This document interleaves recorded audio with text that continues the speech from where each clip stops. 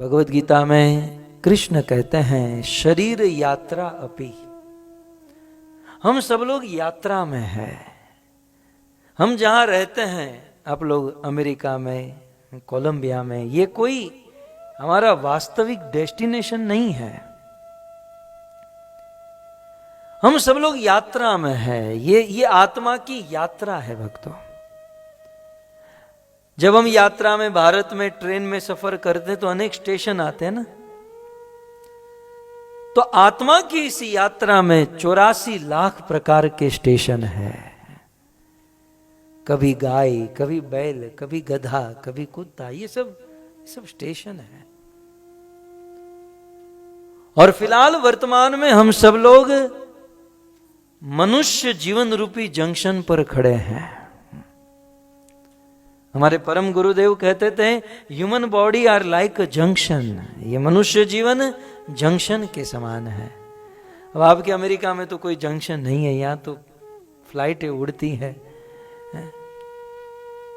भारत में जंक्शन होते हैं, वडोदरा जंक्शन, अहमदाबाद जंक्शन। तो आप स्वाभाविक समझ सकते हो जंक्शन का अर्थ क्या है। एक ऐसा स्थान जहां से सभी दिशाओं में ट्रेन जाती है ना। उत्तर, दक्षिण, पूर्व, पश्चिम, सब जगह पर वहां से ट्रेन चलती है। तो ये ह्यूमन बॉडी जो है, ये मनुष्य शरीर जो है, जंक्शन के समान है। गीता में कृष्ण ने कहा ऊर्ध्वम गच्छन्ति सत्वस्था मध्ये तिष्ठन्ति राजसा जगन्न गुण वृत्तिस्था अधो गच्छन्ति तामसा। ये मनुष्य जीवन जंक्शन है। सत्वगुण में रहकर सत्वगुणी कार्य करेंगे तो यहां से, इस जंक्शन से हम सीधे ऊर्ध्वम गच्छन्ति, स्वर्गीय लोकों में या वैकुंठ में जाएंगे। मनुष्य जीवन मिला है, ये जंक्शन है। यदि इस जीवन में रजोगुण में रहकर रजोगुणी कार्य करेंगे तो 84 लाख की योनियों के चक्र में फंस जाएंगे। जैसे आदि शंकराचार्य, भगवान शंकराचार्य ने कह दिया पुनरपि जन्मम पुनरपि मरणम पुनरपि जननी जठरे शयनम। बार बार जन्म लेना, मरना, फंस जाएंगे। और जगन्न गुण वृत्तिस्था अधो गच्छन्ति तामसा। और तमोगुण में रहकर जीवन भर पाप करेंगे, ईश्वर के नियमों को तोड़ते हुए जीवन को बिताएंगे।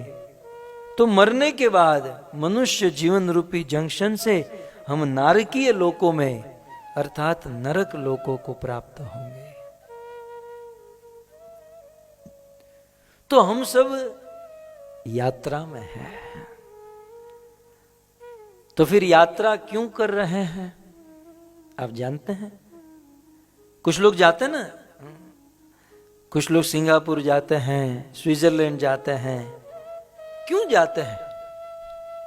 कुछ खोजने के लिए, कुछ प्राप्त करने के लिए, सुख खोजने जाते हैं। तो शरीर यात्रा भी, ये शरीर, ये आत्मा यात्रा में है। ये आत्मा यात्रा क्यों कर रही है? एक और मात्र एक ही उद्देश्य है आत्मा की यात्रा करने का, और वो है महंतम तत्व को प्राप्त करने के लिए। महेश शब्द पर मैं बोल रहा हूं।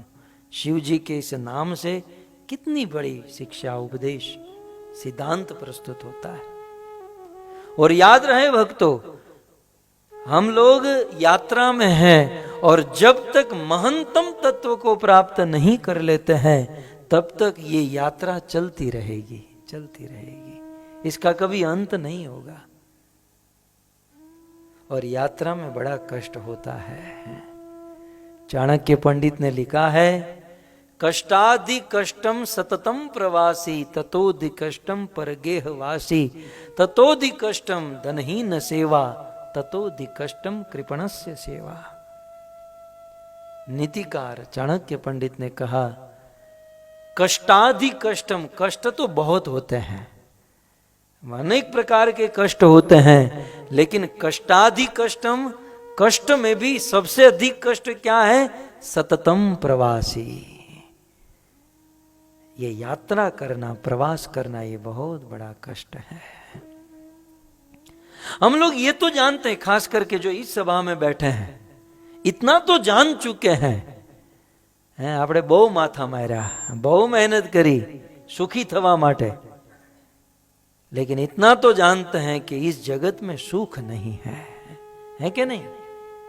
सुख है लेकिन बहुत क्षणिक सुख है, क्षणभंगुर। नित्य सुख, नित्य आनंद इस दुनिया में नहीं है, क्योंकि हम लोग यात्रा में है। यात्रा, सतत निरंतर यात्रा करने वाला यह जीव जब तक महंतम तत्व को प्राप्त नहीं कर लेता, तब तक वो भटकता रहेगा, भटकता रहेगा। इसलिए मनुष्य जीवन का उद्देश्य है महंतम तत्व को प्राप्त करे, महान तत्व को प्राप्त करे, अर्थात भगवान को प्राप्त करे, परमात्मा को प्राप्त करे। जब तक यह जीव अर्थात हम लोग भगवान को प्राप्त नहीं कर लेते, परम तत्व को प्राप्त नहीं कर लेते, तब तक दुखों से मुक्त नहीं हो सकते। ये जन्म मृत्यु के बंधन से, ये शरीर से, ये देह से हम मुक्त नहीं हो सकते। हम ये तो जानते हैं कि हम लोग दुखी हैं, लेकिन दुख का कारण क्या है? क्या हमारे पास धन नहीं है ये दुख का कारण है? यदि धन का अभाव ही दुख का कारण होता तो जितने लोग धनी हैं उनको जाकर पूछ लो। वास्तविक दुख का कारण यह शरीर है। ये सततम यात्रा जो हम कर रहे हैं, सतत भटक रहे हैं, ये शरीर ही दुख का कारण। मैं अक्सर एक कथा सुनाया करता हूं। एक बार एक बहुत बड़ा राज्य था, बहुत बड़े राजा थे। वे राजा बीमार हो गए। बहुत उपाय इलाज किया गया, लेकिन ठीक नहीं हो पा रहे थे। एक दिन बहुत बड़ा वेद आया, राजा के हाथ नाड़ी को देखा और कहा कि राजा तुरंत ठीक हो सकते हैं, एक उपाय करना होगा। बोले उपाय क्या है? मंत्री ने पूछा। बोले किसी सुखी आदमी का कुर्ता, कुर्ता जानते हैं जो मैंने पहना है, किसी सुखी आदमी का कुर्ता इस राजा को पहना दो, राजा तुरंत ठीक हो जाएंगे। मंत्री ने कहा इसमें कौन सी बड़ी बात है, हम तो कितने दिनों से परेशान हो रहे थे। मंत्री ने पूरी सेना को भेज दिया, 10 दिशा में जाओ और जल्द से जल्द किसी सुखी आदमी का कुर्ता लेकर आओ। पूरी सेना निकल पड़ी, यहां वहां, ये गांव वो गांव, छोटे मोटे गांव शहर सब जगह पर। ये सब लोग वापस आए और निवेदन किया, महाराज कोई सुखी आदमी हमको कोई कहीं भी नहीं मिला।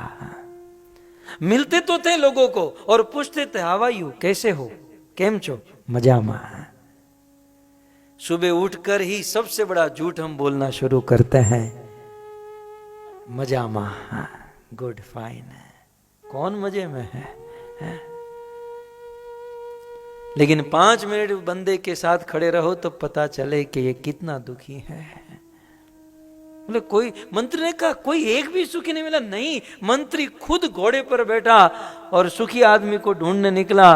और उसी समय एक मछुआरा गमछा पहनकर नौका में खड़े खड़े अपने गमछे को घुमा घुमा कर गाना गा रहा था। मंत्री ने सोचा कि ये बंदा सुखी लग रहा है। मंत्री ने दूर से कहा कि हे आदमी, क्या तुम सुखी हो? मुझे लग रहा है कि तुम सुखी हो। सुखी हो? बोले बिल्कुल सुखी हो। बोले पक्का? बोले कोई चिंता, कोई प्रॉब्लम? बोले कोई प्रॉब्लम नहीं, कोई चिंता नहीं। बोले तुम्हें खोज रहे थे, जल्दी यहां पर आओ। तो अपनी नौका लेकर किनारे पर आया। बोले आप बिल्कुल सुखी हो? बोले बिल्कुल सुखी हो। एक काम करो, जल्दी जल्दी अपना कुर्ता मुझे दे दो, मुझे राजा को पहनाना है। तब उस आदमी ने इतना ही कहा कि कुर्ता नहीं है इसीलिए तो सुखी हूं। इस दुनिया में जितने कुर्ते वाले हैं, तो गमछा पहनकर खड़ा था। बोले मेरे पास कुर्ता नहीं है इसलिए तो सुखी हूं, जितने कुर्ते वाले सब दुखी है। कहने का अर्थ यह है वो राजा और कोई नहीं, ये आत्मा, हम ही वो राजा है। और कुर्ता और कोई नहीं, ये हमारा शरीर ही कुर्ता है। गीता में कृष्ण ने कहा वांसांसि जीर्णानि यथा विहाय नवानि गृह्णान्ति नरोपराणि। जब तक हमारे पास ये कुर्ता, शरीर रूपी कुर्ता है, तब तक हम लोग दुखी हैं, तब तक हम लोग परेशान हैं, तब तक हम लोग यात्रा में हैं। और ऐसा मत समझिए, कुछ लोग फ्रस्ट्रेट हो जाते हैं और शास्त्र के ज्ञान के अभाव में चिंता फ्रस्ट्रेशन में फंस जाते हैं और सुसाइड कर लेते हैं, सोचते हैं कि मर जाने से चिंता खत्म हो जाएगी। नहीं, ये शरीर खत्म हो गया तो दूसरा शरीर मिलेगा, वश दूसरा शरीर गया तो तीसरा शरीर। शरीर का अंत नहीं है, ये शरीर तब तक मिलते रहेगा जब तक महंतम तत्व को प्राप्त नहीं कर लेते, और वह महंतम तत्व एकमात्र राम और कृष्ण है।